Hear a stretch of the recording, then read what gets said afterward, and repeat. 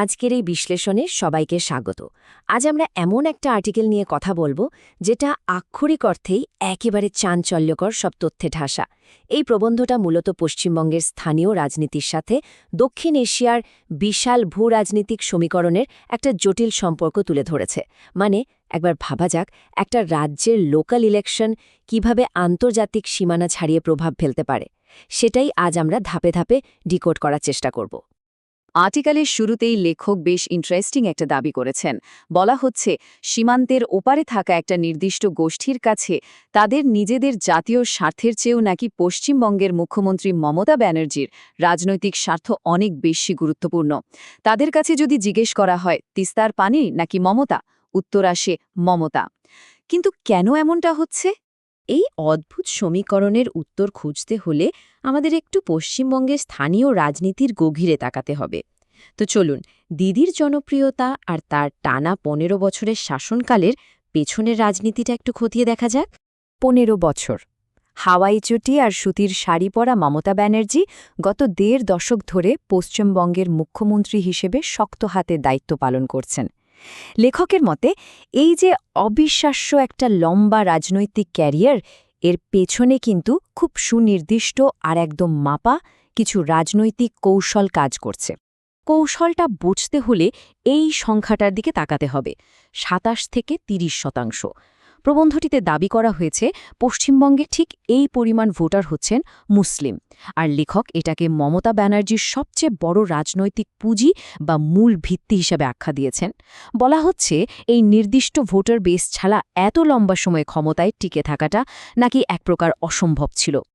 আর এই নির্দিষ্ট ভোট ব্যাংককে পুঁজি করেই কিন্তু একসময় রাজ্যের রাজনীতিতে একটা ঐতিহাসিক ভূমিকম্প হয়েছিল। সোর্স অনুযায়ী সিঙ্গুর আর নন্দীগ্রামের আন্দোলনকে কাজে লাগিয়ে এবং এই নির্দিষ্ট ভোটারদের সমর্থন পেয়েই মমতা ব্যানার্জি পশ্চিমবঙ্গে টানা ৩৪ বছরের বামফ্রন্ট শাসনের পতন ঘটাতে সক্ষম হয়েছিলেন।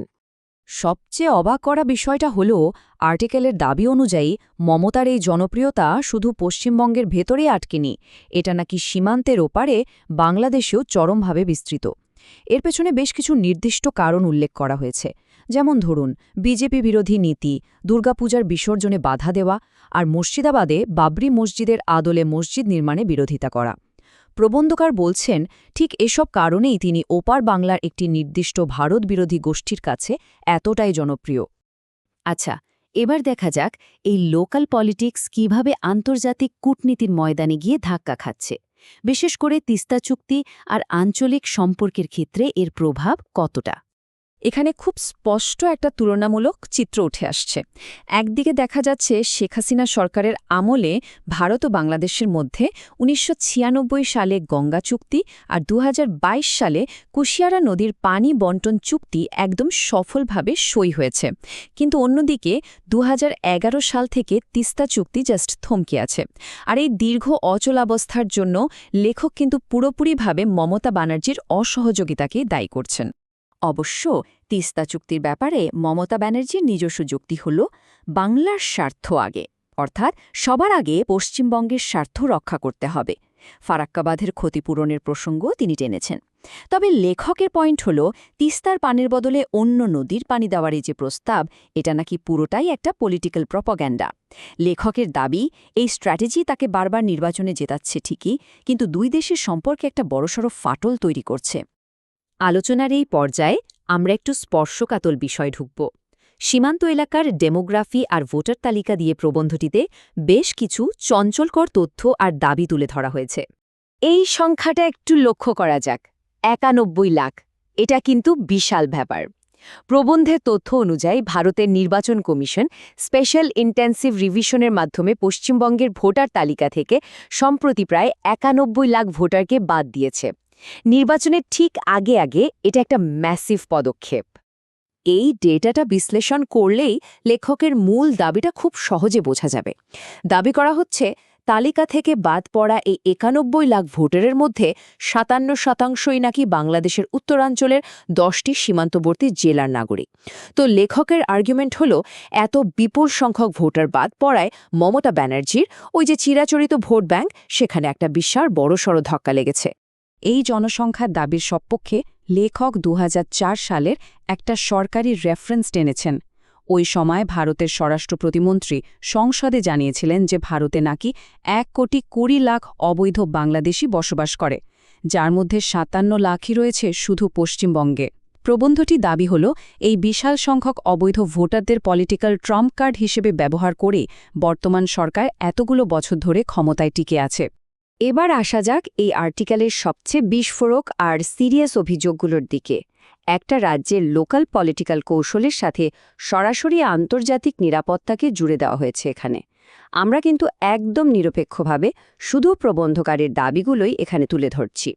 এই দাবিটা একেবারে সরাসরি এবং কড়া। লেখকের অভিযোগ হল বছরের পর বছর ধরে চলা তথাকথিত মুসলিম তোষণ নীতির কারণে পশ্চিমবঙ্গ নাকি আন্তর্জাতিক জঙ্গি সংগঠনগুলোর একটা বিশাল নেটওয়ার্ক আর সেফ হেভেনে পরিণত হয়েছে। তার মতে রাজনীতিক ফায়দা তুলতে গিয়ে পুরো অঞ্চলের সিকিউরিটিকে চরম ঝুঁকির মুখে ফেলে দেওয়া হয়েছে। লেখকের এই দাবির একটা টাইমলাইনও আছে। তিনি বলছেন ২০০৪ সালে বাংলাদেশে বোমা হামলাকারী জেএমবি জঙ্গিদের নিরাপদ আশ্রয়স্থল এখন এই পশ্চিমবঙ্গ। আরও দাবি করা হয়েছে যে আইএসআইএস, আল কায়েদা বা হিজবুত তাহরিরের মতো সংগঠনগুলো সেখানে নাকি রীতিমতো স্থায়ী ঘাঁটি গেড়েছে। এমনকি দিল্লি বোমা বিস্ফোরণের সাথে জড়িত মানিক চকে গ্রেফতার হওয়া ওমর ফারুকের মতো ঘটনাগুলোকে লেখক তার দাবির পক্ষে শক্ত প্রমাণ হিসেবে হাজির করেছেন। তো এই সিকিউরিটি থ্রেটের সাথে বর্তমান নির্বাচনের সম্পর্ক কি? লেখক থিওরি দিচ্ছেন যে আন্তঃসীমান্ত জঙ্গি গোষ্ঠীগুলো তাদের নিজস্ব সাপ্লাই চেন আর নিরাপদ আশ্রয়স্থল টিকিয়ে রাখার স্বার্থেই নাকি মমতা ব্যানার্জির রি-ইলেকশন নিশ্চিত করতে চায়। তাদের ভয় সরকার বদলে গেলে তাদের এই দীর্ঘদিনের লাইফলাইন পুরোপুরি ধসে পড়বে। এত সব জটিল সমীকরণ, রাজনৈতিক চাল আর ভয়ঙ্কর সব অভিযোগ, সবকিছুর কেন্দ্রবিন্দুতে রয়েছে একটা নির্দিষ্ট দিন, আগামীকালের বিধানসভা নির্বাচন। চলুন দেখি এই নির্বাচনের গুরুত্ব আসলে কতটা। প্রবন্ধের ভাষায় আগামীকালের এই ইলেকশনটা শুধুই রাজ্যের মুখ্যমন্ত্রী নির্বাচনের ভোট নয়, এটা নাকি একটা হাড্ডাহাড্ডি লড়াই যা পুরো এই অঞ্চলের ভূরাজনৈতিক ভবিষ্যৎ একেবারে নির্ধারণ করে দেবে।